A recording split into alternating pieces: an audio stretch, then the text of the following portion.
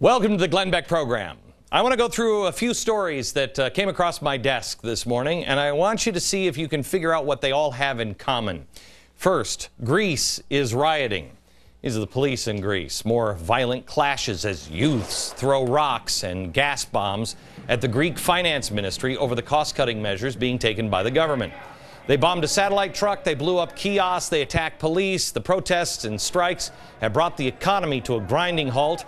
Everything from the electric company workers to ambulance drivers to air traffic controllers to public transportation employees, they all walked off the job. Greece is lovely today. We told you about this 2 years ago. We said it was coming. Nobody believed us then. There's much more coming. Okay, there's story number one. Now, similar strike is set to hit the UK on Thursday. Up to 750,000 workers plan to walk off their job on Thursday. So there's another nation. Now, let me take you back in time just a little bit. This is the Israeli ambassador who was shouted down while speaking at students at UC Irvine. They wouldn't let him speak. Let me go now to the conservatives that speak on campuses. They're often silenced. Ann Coulter has been physically attacked on stage. Then we have the president's spiritual advisor, Jim Wallis, who has several groups that have targeted Fox, this program, Hate Talk Radio, through groups like Sojourners and Faithful America and Faith in Public Life. There's a whole bunch of them, and they attack through commercials.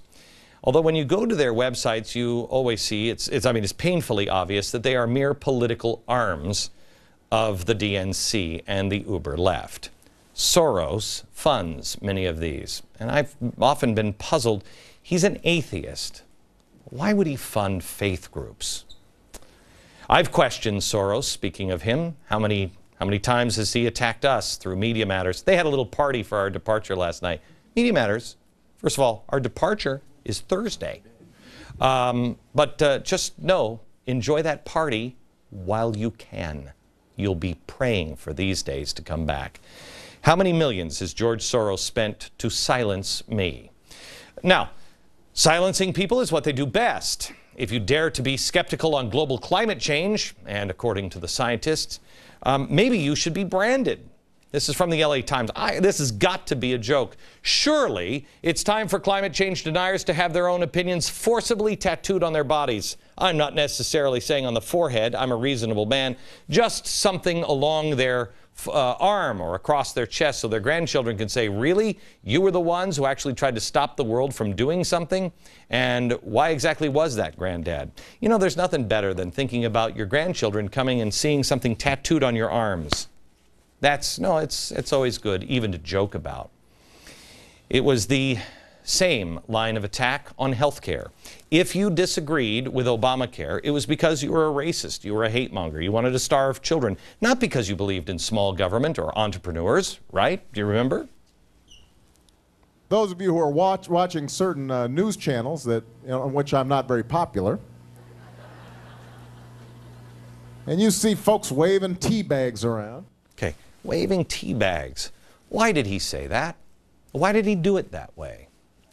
Now the Obama administration officials are hiring mystery shoppers to pose as patients to find out if doctors are accepting patients with private insurance while turning away those in government health programs that pay lower reimbursement rates. Of course they are. We told you this would happen.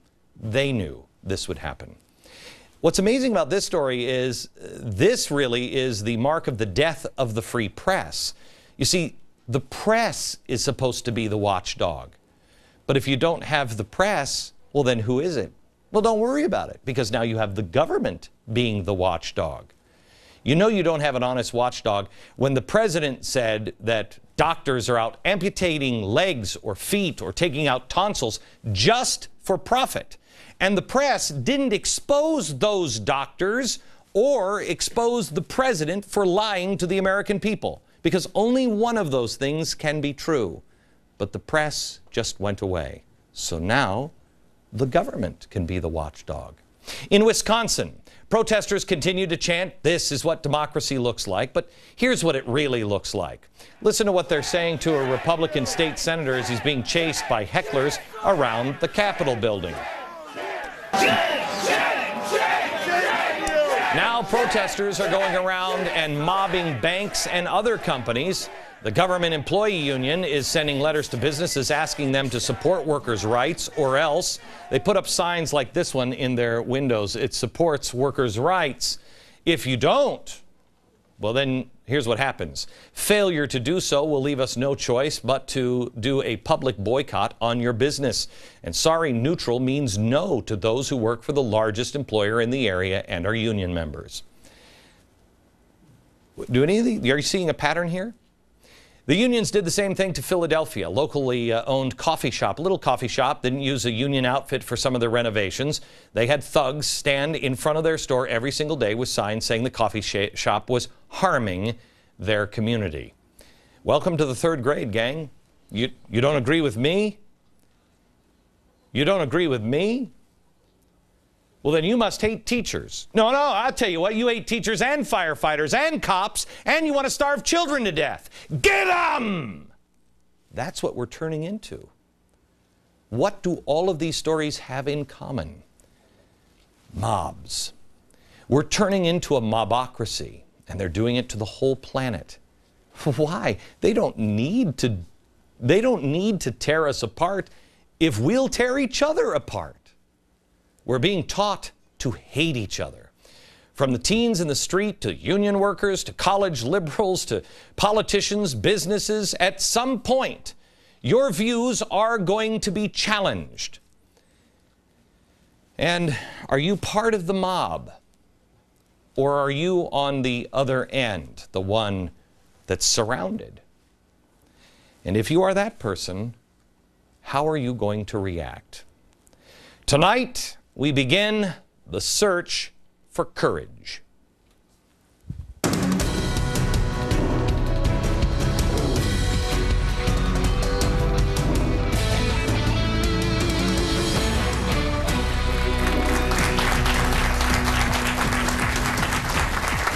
Hello, America. There are only 3 shows left. The last show of this broadcast on this network is Thursday. There are only 3 shows left. Tomorrow and tonight, I want to talk to you about a couple of things that I think are important, and then a very special show on Thursday. After that, I'm going in a new direction. I told you that last year. Go to glennbeck.com and you'll see what I'm doing and where I'm going, and please stay in touch. But tonight, I want to spend one of the 3 on the start of a search for courage. Because courage is it's a process. We're not born courageous. We're not babies and we're like, I'm the super baby, I'm so courageous. That doesn't happen. It's a process. And it's a process that includes a lot of things. Education. Education, even knowing on who you are as a person. It requires honor. That's why last year we started with restoring honor out at the Lincoln Memorial in Washington, D.C. But now it's about courage. Whatever shape or form it may take in your life, you have to have honor and courage. But whatever it looks like, I can tell you that real courage will never be found in a bag or a bottle, a bong hit, or in the comfort of a mob. Courage only counts and only is real when you are alone and when you have to dig deep inside and truly question, what is it that I believe? What is it I'm willing to lose? How unpopular am I willing to be? Courage doesn't really happen when you are in a giant crowd shouting whatever it is you're shouting. I have friends and acquaintances that I think are amazing people. Amazing stories of courage. Marcus Luttrell is one of my good friends. I consider him a brother. Marcus Luttrell is the author of the book, and soon, I think next year, to be a movie, The Lone Survivor. It's really not about him. It's about his courageous brothers in arms. He was part of a SEAL team. All of them were lost except for him. He was left severely wounded, dying of thirst, and stranded in a remote, rocky, rough Afghanistan mountain region, surrounded by Taliban, all of which wanted to finish the job. That man has courage. And he's not alone.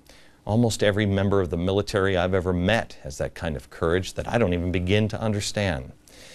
This last weekend, I met somebody. I took my son, because honestly I didn't want to go take him to Cars because, yeah, it's got an agenda. And he was all excited to go to Cars, so I had to bribe him with a Yankees game. So I took him to the Yankees. And something happened with a wounded vet, Michael Kaser. At the Yankees game, this guy caught a foul ball. It was one of the most amazing things I've ever seen. He reached out and caught this foul ball with his hat. On Sunday, I had the chance to walk with him. I went on a 5-mile walk with Michael, and we had a chance to talk, just the two of us. He told me the story about how he lost his arm while serving in Afghanistan. He told me he has a lot of survivor guilt. God bless this man. He survived a massive blast. He was the only one able to walk out. He was wounded so badly that if you see him up close, he has scars on his face. His jaw was broken in 20-some pieces, and he was ripped from ear to ear. He actually had to lift his jaw up and hold it in place to say, please put a tourniquet on my arm. As we were walking, and he was describing these things, I told him, I said, I said, Michael, I don't know if you've ever seen Schindler's List, but I'm afraid, or Search for Private Ryan, but I'm afraid I'm the guy on the stairs that can't go in to do anything because I'm so terrified and so riddled with fear. We talked about courage for a while. And then I talked to him about why he got into the service. He said he didn't really have any interest until when he was a kid. He went to his dad's base. His dad was in the military. And he saw an incident where somebody was right in front of him and started to have a seizure. He said, there's my dad in his uniform, and he reaches down and he took charge of the situation. He started barking orders saying, you got to get this, give me this, quick, go, go, go. And he said, it was then that I saw my father in a completely different way, and I wanted to be like him. He wanted to be like his dad in the end. I think maybe that's the only thing that we really have of value, something to leave our children. We leave our children, hopefully, if we do things right, with a bigger vision of who they can be, because they have a chance of seeing that in themselves because they saw us striving to be a bigger vision of what we could be.